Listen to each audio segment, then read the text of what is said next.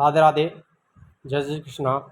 All of students, museum फौजदार आप सभी का अपने YouTube channel Lohagarh Bajrang classes में हार्दिक स्वागत करता हूं। मेरे प्यारे विद्यार्थियों, आज हम अमेरिकी राष्ट्रपति का जो मंत्रिमंडल है, अमेरिकी मंत्रिमंडल, उसके बारे में आज आपको हम बताने जा रहे हैं। देखिए, अमेरिकी राष्ट्रपति का मंत्रिमंडल, अमेरिकी राष्ट्रपति का मंत्रिमंडल यानी अमेरिकी मंत्रिमंडल, इसका जो क्वेश्चन बनता है यहाँ से ये पूछा था, अमेरिकी मंत्रिमंडल के गठन, शक्तियों, कार्यों का वर्णन कीजिए। इस प्रकार से क्वेश्चन पूछा जाता है यहाँ से, या पूछ लिया जाता है अमेरिकी मंत्रिमंडल का वर्णन कीजिए। तो देखिए, हम अपनी क्लास शुरू करते हैं। मंत्रिमंडल का निर्माण या कह दो गठन, गठन भी कह सकते हैं या निर्माण भी कह सकते हैं। देखिए बेटे, जो मंत्रिमंडल है उसका गठन या निर्माण किस प्रकार से होता है। देखिए मेरे प्यारे साथियों, अमेरिकी राष्ट्रपति के मंत्रिमंडल के आकार में निरंतर वृद्धि हुई है। यहाँ जब से अमेरिकी जो मंत्रिमंडल बना राष्ट्रपति का, उसमें लगातार वृद्धि होती रही है। राष्ट्रपति वाशिंगटन के मंत्रिमंडल में 4 विभाग प्रधान थे। यानी जब अमेरिका का जो राष्ट्रपति था वाशिंगटन, उसके मंत्रिमंडल में 4 विभाग यानी 4 मुख्य प्रधान विभागों को माना जाता था। विदेशी विभाग, वित्त विभाग, युद्ध विभाग और न्याय विभाग। यानी ये सारे, किसी भी देश में देख लो, विदेश विभाग, वित्त विभाग, युद्ध विभाग और न्याय विभाग, ये सबसे महत्वपूर्ण विभाग माने जाते हैं। वर्तमान में राष्ट्रपति ने उपराष्ट्रपति के अतिरिक्त निम्नांकित 15 विभागों के सचिवों से अपने मंत्रिमंडल की रचना की है। यानी उपराष्ट्रपति को भी शामिल किया है और 15 विभागों के जो सचिव होते हैं उनको मिलाकर के अपनी मंत्रिमंडल का निर्माण करता है। क्योंकि अमेरिकी जो कार्यपालिका शक्ति है वो अमेरिका के राष्ट्रपति के पास में ही निहित होती है, इसीलिए जो मंत्रिमंडल है उसका गठन राष्ट्रपति द्वारा ही किया जाता है। तो देखिए कौन कौन से विभाग हैं इसमें। कृषि विभाग, वाणिज्य विभाग, सुरक्षा विभाग, शिक्षा विभाग, ऊर्जा विभाग, स्वास्थ्य एवं मानव सेवा विभाग, भवन एवं शहरी विकास विभाग, आंतरिक मामलों का विभाग, न्याय विभाग, श्रम विभाग, विदेश विभाग, यातायात विभाग, कोष विभाग, सेवानिवृत्त सैनिकों के लिए विभाग, गृह सुरक्षा विभाग आदि, ये इसके अंतर्गत आते हैं। इन विभागीय अध्यक्षों को मंत्री नहीं, यानी जो विभागीय अध्यक्ष होते हैं उनको मंत्री नहीं कहा जाता है बेटे। अमेरिका में क्या कहा जाता है, सचिव कहा जाता है। अमेरिका में क्या कहते हैं, इनको सचिव कहते हैं। न्याय विभाग का अध्यक्ष अटॉर्नी जनरल कहलाता है। अमेरिकी जो न्याय विभाग है उसका जो अध्यक्ष है उसको क्या कहते हैं, अटॉर्नी जनरल। प्रशासनिक विभागों के सभी प्रधानमंत्रिमंडल के सदस्य होते हैं, यानी जितने भी प्रशासनिक विभाग होते हैं उनके प्रधान मंत्रिमंडल के सदस्य माने जाते हैं। लेकिन राष्ट्रपति मंत्रिमंडल में कुछ अन्य व्यक्तियों को भी शामिल कर सकता है। अगर राष्ट्रपति चाहे तो कुछ व्यक्तियों को, अन्य व्यक्तियों को भी अपने मंत्रिमंडल में ले सकता है। उपराष्ट्रपति को मंत्रिमंडल से संबंधित करना राष्ट्रपति की इच्छा पर निर्भर है। यानी जो उपराष्ट्रपति होता है उसको मंत्रिमंडल से संबंधित करना किस पर निर्भर होता है, राष्ट्रपति की इच्छा पर निर्भर होता है। मंत्रियों को राष्ट्रपति सीनेट के अनुमोदन सहित नियुक्त करता है। यानी सीनेट जो होती है अमेरिकी सीनेट, उसका जो अनुमोदन या समर्थन उसको प्राप्त हो तब उनको नियुक्त करता है। राष्ट्रपति उन्हें नामांकित करता है।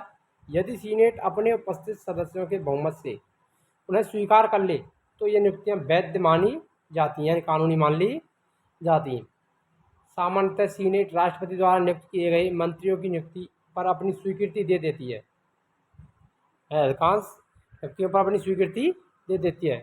इसका कारण बताते हुए हरमन फाइनल ने लिखा है, मंत्रिमंडल के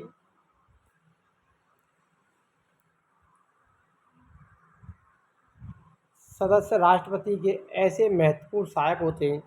यानी मंत्रिमंडल होता है उसके जो सदस्य हैं वो राष्ट्रपति के इतने सहायक होते हैं कि इस विषय में सीनेट की उनकी पसंद के एक भी व्यक्ति को अस्वीकार करने का सोचने व बाध्य ही नहीं होगा। अपितु अस्वीकृत व्यक्तियों की संख्या अधिक होने पर सरकार को ठप्प करने में सहायक भी होता है। सामान्यतः राष्ट्रपति अपने मंत्रिमंडल के चुनाव में स्वतंत्र होता है। यानी अमेरिकी जो राष्ट्रपति है अपने मंत्रिमंडल को चुनने में क्या है, स्वतंत्र होता है। उस पर किसी का दबाव नहीं होता है, फिर भी उसे निम्नांकित बातों को ध्यान में रखना पड़ता है। यानी जब अपने मंत्रिमंडल का गठन करता है तो निम्न बातों को उसे ध्यान में रखते हुए अपने मंत्रिमंडल का निर्माण करना पड़ता है। कौन कौन सी बातें हैं वो देखिए। पहली बात आती है, सबसे पहले वो अपने दल, मित्रों और समर्थकों को प्रसन्न करने के लिए उनमें से कुछ की सचिवों के रूप में नियुक्त कर देता है, यानी मंत्रियों के रूप में नियुक्त कर देता है। यानी जिस दल का वो राष्ट्रपति बना है उस दल के सदस्य, मित्र और उसके जो समर्थक हैं उनको अपने मंत्रिमंडल में शामिल करता है। दूसरा आता है, उसे कुछ बड़े राज्यों जैसे न्यूयॉर्क, पेंसिल्वेनिया में से अवश्य एक एक मंत्री चुनना पड़ता है। यानी उसको ये भी ध्यान रखना पड़ता है जो बड़े राज्य हैं उनमें से एक ना एक मंत्री को मंत्रिमंडल में शामिल करना आवश्यक होना चाहिए।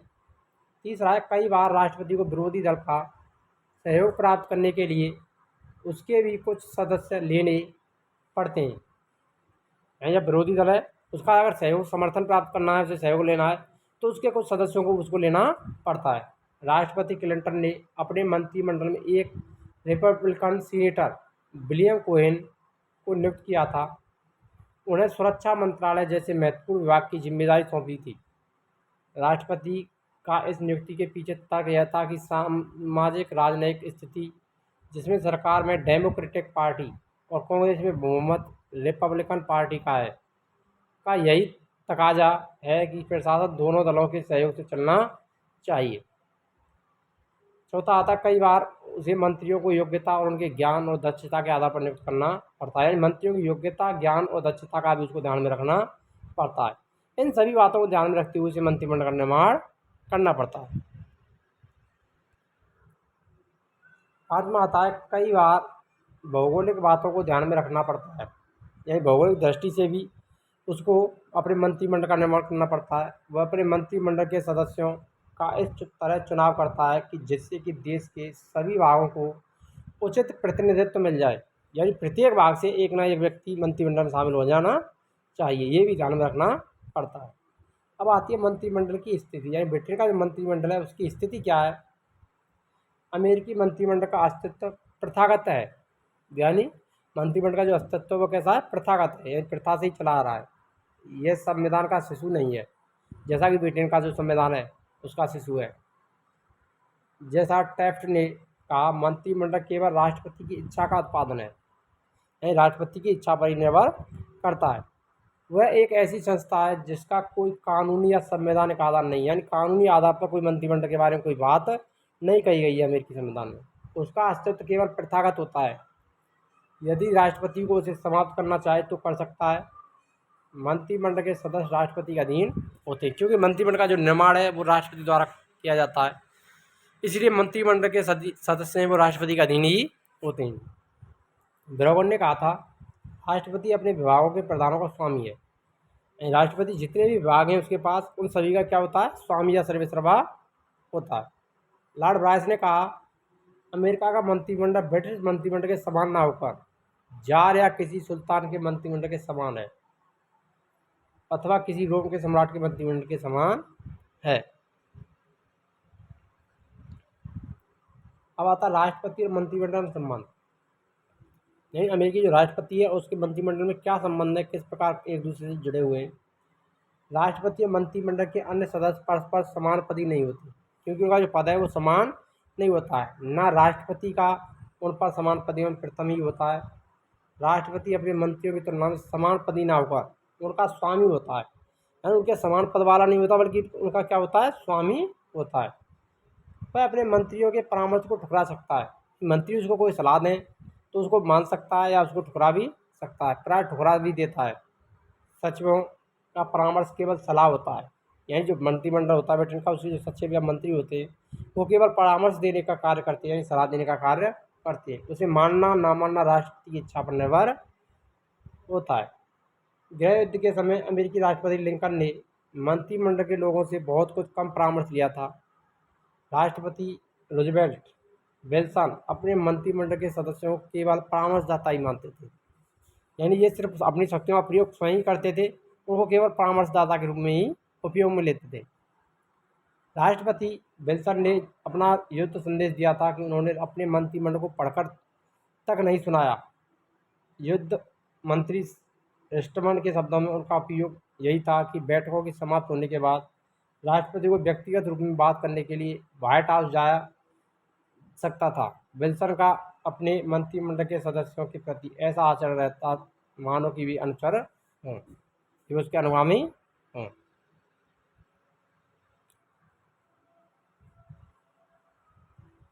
वस्तुतः अमेरिकी मंत्रिमंडल के सदस्य राष्ट्रपति के अनुसार निजी सहायक सचिव मात्र होते हैं। उनको परामर्श को मानना ना मानना राष्ट्रपति की इच्छा पर निर्भर करता है। वह चाहे तो सारे मंत्रियों की सर्वसम्मति से दी गई मंत्रणा को ठुकरा सकता है, यानी सभी मंत्रियों ने अपनी सम्मति से जो मंत्रणा दी है या सलाह दी है उसको ठुकरा भी सकता है। लिंकन के शब्दों में 7 ना और 1 हाँ पर चलेगी, 1 की हाँ, यानी 7 ना और 1 हाँ पर चलेगी, 1 की हाँ। 1 की हाँ का मतलब नहीं, राष्ट्रपति की हाँ चलेगी।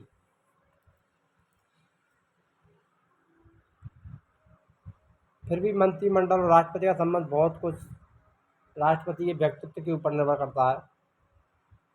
कहा जाता है कि शक्तिशाली राष्ट्रपतियों के मंत्रिमंडल दुर्बल होते हैं और दुर्बल राष्ट्रपतियों के मंत्रिमंडल शक्तिशाली। किंतु एक निर्बल राष्ट्रपति भी अपने शक्तिशाली मंत्री को पदच्युत कर सकता है, यानी पद से हटा सकता है, या उसे अपनी आज्ञा का पालन करने के आदेश दे सकता है। लॉस्की ने कहा है, राष्ट्रपति के सामने मंत्रिमंडल के सदस्य की आवाज़ उस आहट के समान है जो सुनी भी जा सकती है और नहीं भी। अब आता है मंत्रिमंडल और कांग्रेस, यानी इन दोनों का क्या संबंध है। राष्ट्रपति के मंत्रिमंडल का निर्माण ना तो कांग्रेस से होता है, ना मंत्रिमंडल कांग्रेस के प्रति उत्तरदायी होती है। ये जो अमेरिकी कांग्रेस है, मंत्रिमंडल का निर्माण कांग्रेस से नहीं किया जाता, ना ही मंत्रिमंडल कांग्रेस के प्रति उत्तरदायी होता है। मंत्रीगण कांग्रेस के सदस्य नहीं होते और ना कांग्रेस की बैठकों में वो भाग लेते। अमेरिकी कांग्रेस मंत्रियों को अविश्वास प्रस्ताव द्वारा हटा भी नहीं सकती कि वो मंत्रियों को अविश्वास प्रस्ताव पास करके हटा दे, ऐसा भी नहीं है। फिर भी मंत्रिमंडल और कांग्रेस के मध्य संपर्क बना रहता है, उसके बिना विधि निर्माण संभव नहीं है। जब किसी विभाग के संबंध में कांग्रेस के सामने विचाराधीन विधेयक रहता है तो उस समय मंत्रियों से आवश्यक आंकड़े और जानकारी मांगी जाती है, यानी जिस विभाग से संबंध मंत्री है उससे आंकड़े और जानकारी प्राप्त की जाती है।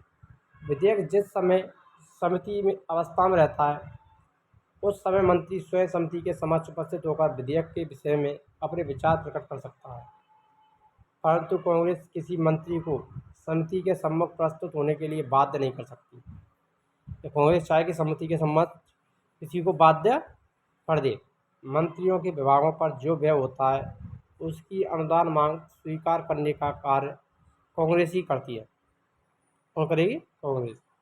कांग्रेस चाहे तो किसी भी मंत्रालय के व्यय में कटौती कर सकती है, या किसी मंत्रिमंडल का जो व्यय खर्चा है उसमें कमी कर सकती है। अब आती है मंत्रिमंडल का कार्य। ये मंत्रिमंडल के कार्य क्या होते हैं, उसकी शक्तियाँ क्या है, उसके बारे में देख लीजिए। अमेरिका में राष्ट्रपति का मंत्रिमंडल 2 प्रकार से कार्य करता है, एक प्रशासन संबंधी और दूसरा परामर्श संबंधी। प्रत्येक मंत्री अपने विभाग का अध्यक्ष होता है। विभाग का अध्यक्ष होने के कारण विभाग से संबंधित प्रशासनिक शक्तियों का वह स्वामी है, यानी वो अपने विभाग का क्या अध्यक्ष होता है और उसके कारण दूसरे संबंधित जो भी प्रशासनिक शक्तियाँ हैं वो कौन होता है, उनका स्वामी होता है। कौन होता है? जो सचिव या मंत्री होता है उस विभाग का। पदाधिकारियों की नियुक्ति व पदोन्नति में उसकी भूमिका महत्वपूर्ण होती है, यानी वो अपने विभाग से संबंधित पदाधिकारियों की नियुक्ति या पदोन्नति करने में अपनी भूमिका निभाता है। यद्यपि विभाग से संबंध नीति निर्धारण राष्ट्रपति करता है तथा मंत्री भी अपने विभाग के संबंध में नीति निर्माण धारण में भाग लेता है। इसी प्रकार अपने विभाग के संबंध में मंत्री राष्ट्रपति से परामर्श लेता है, यानी अपने विभाग के बारे में मंत्री किससे परामर्श लेगा? राष्ट्रपति को परामर्श देता है। राष्ट्रपति परामर्श मानने के लिए बाध्य नहीं है, तथापि यदि मंत्री हेनरी किसिंजर की तरह योग्य कुशल बुद्धिमान है तो राष्ट्रपति उसके परामर्श को टाल नहीं सकता है। अब था राष्ट्रपति का निजी मंत्रिमंडल, यानी राष्ट्रपति का स्वयं का भी निजी मंत्रिमंडल होता है। राष्ट्रपति जैक्सन के कुछ विश्वस्त परामर्शदाता थे जो रसोई मंत्रिमंडल या किचन मंत्रिमंडल प्रसाद रक्षक कहलाते थे। इसको याद में रखना, किचन मंत्रिमंडल या रसोई मंत्रिमंडल से क्या आशय है, ये छोटा क्वेश्चन के रूप में पूछा जाता था और पूछा भी जाता रहा है। इसीलिए इसको ध्यान से दें। यानी किचन मंत्रिमंडल से के तात्पर्य क्या है, राष्ट्रपति के कुछ विश्वास पात्र परामर्शदाता को रसोई मंत्रिमंडल, किचन मंत्रिमंडल में प्रसाद रक्षक कहते हैं, जिनमें बहुतों को कोई सरकारी मान्यता प्राप्त नहीं होती है। कुछ लोग मंत्रिमंडल को राष्ट्रपति का परिवार भी कहते हैं। यानी इस प्रकार के मंत्रिमंडल को क्या कहते हैं, राष्ट्रपति का परिवार, जिसमें राष्ट्रपति के स्वयं के निजी खुद के सगे संबंधियों को शामिल किया जाता है। कई बार राष्ट्रपति अपने विभागों के प्रमुखों के बजाय अपने निजी मंत्रियों और अनौपचारिक परामर्शदाताओं के ऊपर अधिक निर्भर रहता है। उदाहरण के लिए कर्नल हाउस का राष्ट्रपति विल्सन के ऊपर जितना प्रभाव था उतना उसके मंत्रिमंडल के किसी सदस्य का नहीं था। नए आर्थिक कार्यक्रम के समय राष्ट्रपति फ्रैंकलिन के कुछ ऐसे परामर्शदाता थे जो मंत्रिमंडल के सदस्य नहीं थे, परंतु उन पर राष्ट्रपति को अपने मंत्रियों से भी अधिक विश्वास था। राष्ट्रपति केनेडी हार्वर्ड ग्रुप पर बहुत अधिक विश्वास रखते थे। राष्ट्रपति निक्सन विदेश नीति के क्षेत्र में हेनरी किसिंजर पर अधिक निर्भर थे, जबकि किसिंजर मंत्रिमंडल में काफ़ी समय बाद शामिल हुए थे। तो रसोई मंत्रिमंडल से अभिप्राय राष्ट्रपति के अत्यधिक विश्वास पात्र व्यक्ति, इसको ध्यान में रख लेना, मोस्ट है ये, छोटे क्वेश्चन में पूछा जा सकता है, जिसका राष्ट्रपति ने अनौपचारिक संबंध हो। मंत्रिमंडल के कुछ ही प्रभावशाली सदस्य रसोई मंत्रिमंडल में शामिल होते हैं। रसोई मंत्रिमंडल ही नीति निर्धारण में महत्वपूर्ण भूमिका अदा करता है। ब्रोगन के शब्दों में अमेरिकी मंत्रिमंडल राष्ट्रपति का परिवार होता है। वाता अमेरिकी मंत्रिमंडल की विशेषताएं, यानी अमेरिकी जो मंत्रिमंडल है उसकी क्या विशेषताएं। देखिए, अमेरिकी मंत्रिमंडल की विशेषताएं व्यक्तिगत सहायक। अमेरिका में मंत्रिमंडल के सदस्यों की स्थिति राष्ट्रपति के व्यक्तिगत सहायकों की होती है, समकक्षों की नहीं, यानी समानों की नहीं होती है। वे राष्ट्रपति के विश्वास प्राप्त व्यक्ति होते हैं। उनका कार्य राष्ट्रपति को प्रशासन के संचालन में सहायता पहुंचाना होता है। मंत्रिमंडल के सदस्य राष्ट्रपति के अधीन होते हैं और उसी के प्रति उत्तरदायी होते हैं। ये मंत्रिमंडल के जो सदस्य हैं वो राष्ट्रपति के अधीन ही होते हैं, उसके अंतर्गत ही कार्य करते हैं और उसके प्रति ही उत्तरदायी होते हैं। वही उनको पद से हटा भी सकता है और अपने मंत्रिमंडल में शामिल भी कर सकता है। राष्ट्रपति उन्हें कभी पदच्युत कर सकता है, पद से हटा सकता है। इस प्रकार हम देखते हैं कि मंत्रिमंडल राष्ट्रपति को सलाह देने वाली संस्था मात्र होती है। यानी ब्रिटेन का मंत्रिमंडल, अमेरिकी जो राष्ट्रपति का मंत्रिमंडल है वो केवल सलाहकारी संस्था होता है। वह सहयोगियों की समिति नहीं, ना उनकी स्वतंत्र शक्तियाँ, ना स्वतंत्र प्रतिष्ठा, ये ब्रोगन ने कहा था। दूसरे शब्दों में अमेरिकी मंत्रिमंडल राष्ट्रपति का परिवार मात्र है। मंत्रिमंडल के सदस्य राष्ट्रपति के अनुचर होते हैं, बराबरी वाले नहीं, यानी उसके समान नहीं होते। दूसरा आता है कानूनी आधार नहीं। अमेरिकी मंत्रिमंडल का कोई कानूनी आधार नहीं है, यह प्रथागत संस्था है। यानी प्रथागत संस्था, एक प्रथा चली आई है कि अमेरिकी मंत्रिमंडल का निर्माण राष्ट्रपति करता है। कोई भी राष्ट्रपति चाहे तो बिना मंत्रिमंडल के भी काम चला सकता है। राष्ट्रपति अपनी इच्छा अनुसार किसी भी को मंत्री बना सकता है या अलग कर सकता है। टैफ्ट के शब्दों में मंत्रिमंडल केवल राष्ट्रपति की इच्छा की सृष्टि है, उसका अस्तित्व केवल प्रथागत है। यदि राष्ट्रपति उसे समाप्त करना चाहे तो कर भी सकता है, क्योंकि अमेरिकी जो संविधान है उसके बारे में, मंत्रिमंडल के बारे में कोई उल्लेख नहीं करता। तीसरा आधार ना कोई सामूहिक कार्य और ना कोई सामूहिक उत्तरदायित्व। मंत्रिमंडल के ना तो कोई सामूहिक कार्य है और ना कोई सामूहिक उत्तरदायित्व। प्रत्येक मंत्री व्यक्तिगत रूप से अपने कार्य के लिए राष्ट्रपति के प्रति उत्तरदायी रहता है। मंत्री ना तो कांग्रेस के सदस्य होते हैं, ना उसके प्रति उत्तरदायी, वे राष्ट्रपति के प्रति उत्तरदायी माने जाते हैं।